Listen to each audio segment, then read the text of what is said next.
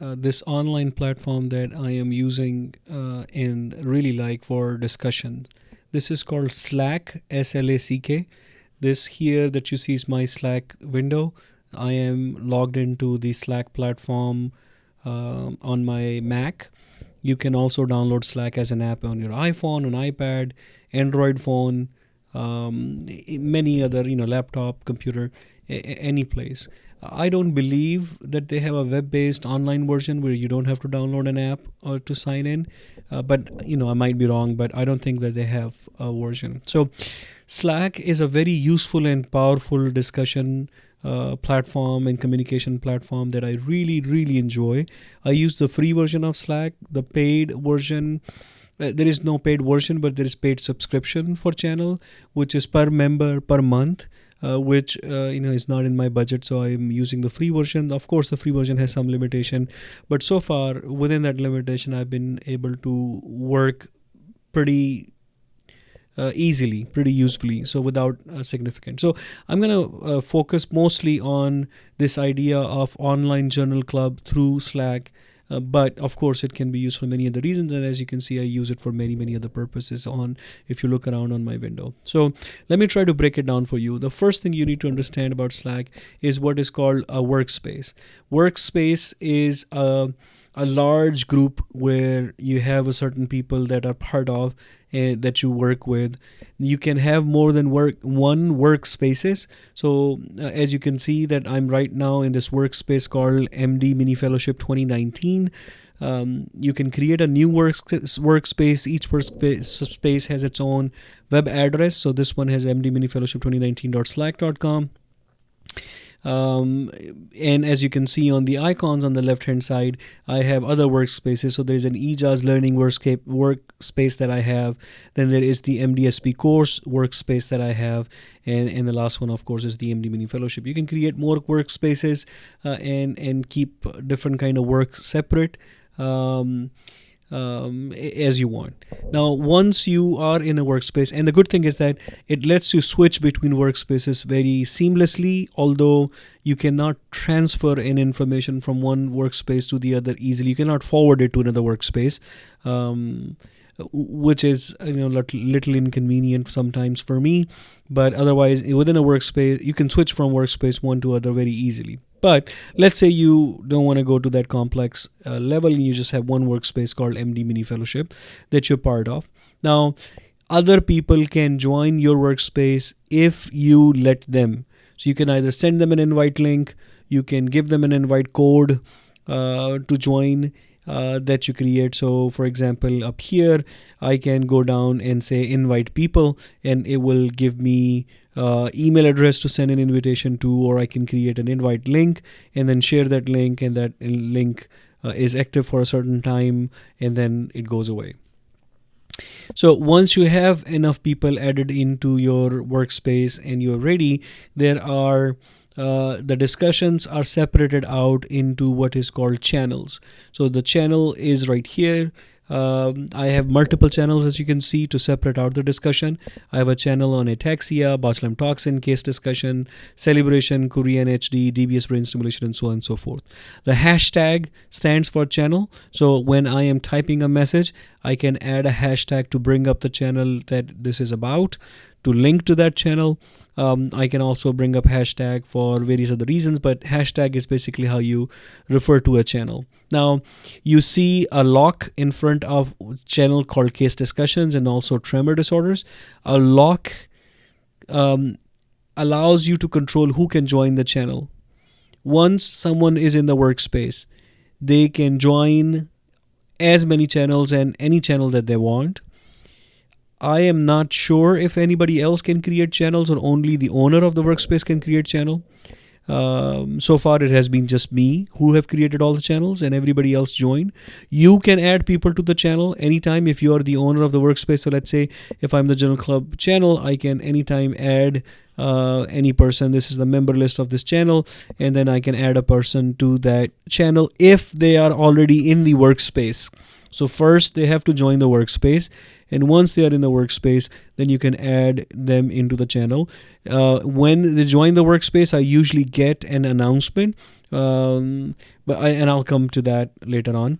So once someone joins the channel, then they can post messages.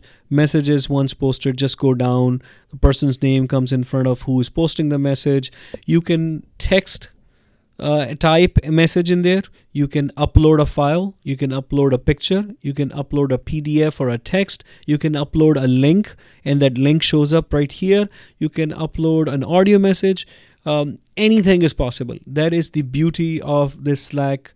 Posts are that the posts are very, very amazingly done, that if you link a website, it automatically pulls in the thumbnail and the key of that link, and then you can add to that text any picture you want. You can upload a picture separately, so on and so forth. Anything that you want to do can be done here through the Slack. Now, when you upload a picture or a video or a PDF that does use space, you have limited space in the free account, which is limited to 5 gigabytes or 5 GB. If you're posting videos and audios, you run out of that pretty fast.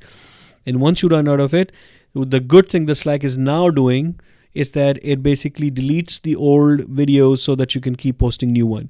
Initially, what I was having the problem was when we ran out of the space, people were not able to post videos into it, and the channel was kind of jammed.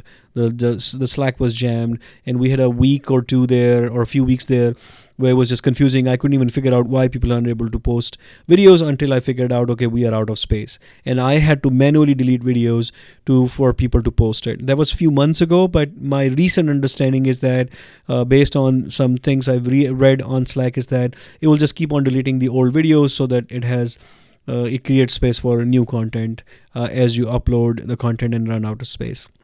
Now, the second thing that I really love about the posts on Slack is the idea of threads.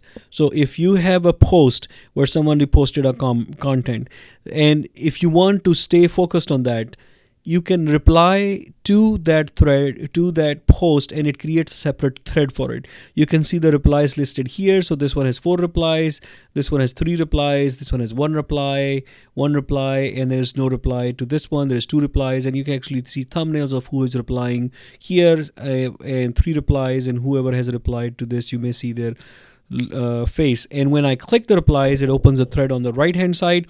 It shows the original post, the original PDFs that were attached, my reply to it, and then my second reply to it where I linked a YouTube video into the thread. This is beautiful. So not only you can post content on the main channel, you can also post content like videos, audios, PDFs into the thread. You don't even have to come back to the main post.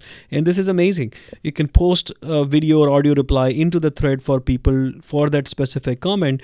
And it's very useful because let's say if I saw a post from up ago and I want to specifically reply to that post, I can just create a thread and post the message. Now it will, when I reply this to a thread and start posting it here, it will add the reply right here.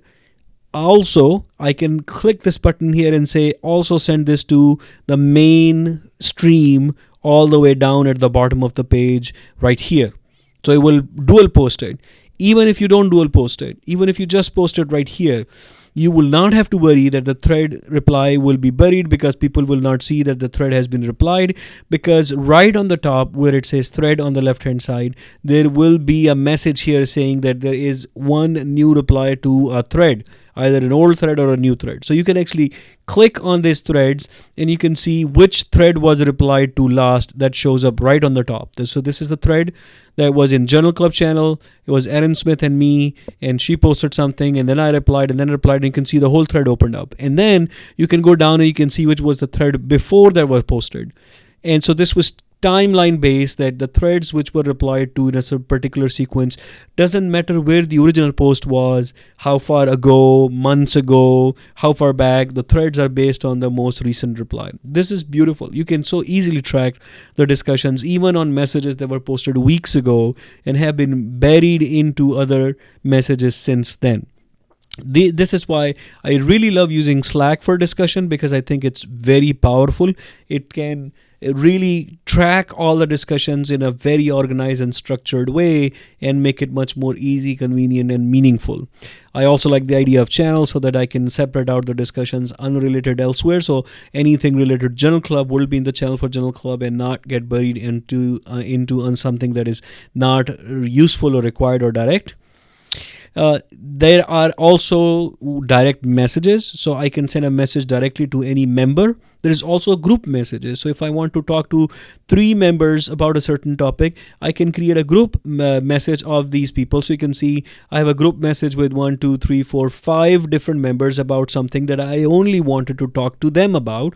And I can do it in 2 ways. I can do it through this group message that I liked and I did it that way, or I can create a channel, lock it, and only add these 5 people into that channel, and then whatever we type in that channel will stay in there. Either way is fine. Whichever way you want to do it, you can do it that way. I think direct messages sometimes has a preference where someone may have muted a conversation that they don't want to hear any notification on a new post on a channel, but if you send them a direct message, they may get an alert on that they have a direct message to them. You can also send, when you're sending a direct message, you can bypass someone's muting of notification to say that this is urgent, I want them to be informed right away, even though they have said that mute all the notification to the Slack, that don't give me any notification, but you can bypass it. I'm not sure if I can bypass it because of an admin or anybody can do it, but that's something that's available to me. And then the last thing that I'm not even going to go into detail is the idea of apps, that you can integrate multiple different applications into the Slack so that the Slack can work seamlessly with many other things. I'll give you one example. When we were running out of space, I thought, okay, why don't we just use Google Drive to share the document so that we don't use too much space here, because I was having to delete and clean the channel every week or every few days. And I integrated the Google Drive app so that I can just go to Google Drive and post whatever I want to post right here, and it will just link it to the Google Drive that I have given access to. And that Google Drive access was given to all the members, so anyone can basically just link their Google Drive file into the Slack without using any space in the Slack, and just directing everybody to that Google Drive. That's a small, simple way of showing you how this can be used, applications can be used. I've used Dropbox, I've used Google Drive, and I'm sure there are others that can be used.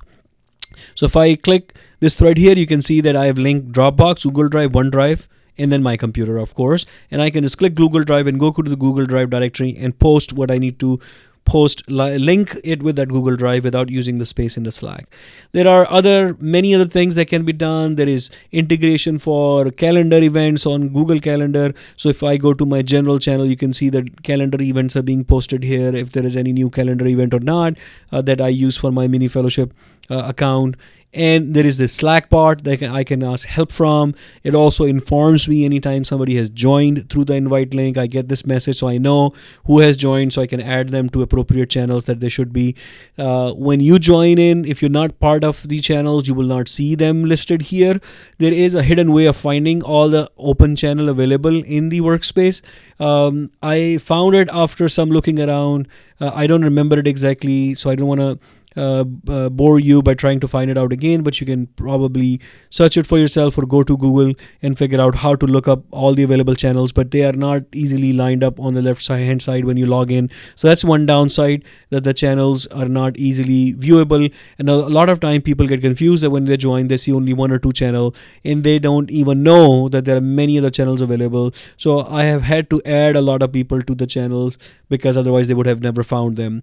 Maybe in future versions Slack could make it easier to know all the channels. Maybe just list them, all of them here that are open and available, and just gray them out to say that you're not a member and you can click and join. Because if you search the channel and then you click on it, if it's an open channel, anybody can join. I don't have to add you to that channel, but it's just not easily listed here, and you have to search for that channel. And sometimes if you know a name, you can type it and search it. If you don't know the name, then it becomes easy. One way would be if you in the search box type the hashtag, then it will start listing some of the channels here that you can just click and join. I don't know if it lists all the channels or only few of them, so that's another thing that I've not tried too much. Similarly, you can type @ sign, so all the people that you are trying to search for, you can just say @ chat, and now members show up. Again, it is not listing all the members. So if I need to go to a certain member, let's say Aaron, I can type at E. Now everybody who has the name with E starts here, and I can click her name and send her a direct message. The searching is very, very complex here. I can even do search of the post by a certain person on a certain date range. So I can say between March 1st and March 15th, Aaron Smith has posted what, and I can search it that way, and it will list all the posts by Aaron Smith between March 1st and March 15th. This has been very useful for me because I give points for discussion post during my mini fellowship, and so I use that kind of a search box query to figure out who has been active during a certain time of module, so that I can give them credit for being active on the discussion resources. So this is what we're using for Journal Club. As you can see, Erin posted her information on the Journal Club here. We can start a thread and start discussing on how she's doing, and then I made a video out of her post of the Journal Club, which is another idea I like of making a video of the Journal Club instead of just posting a PDF summary or a PowerPoint summary. Audio recordings are also good, but I think a video is even nicer and preferable. And I then just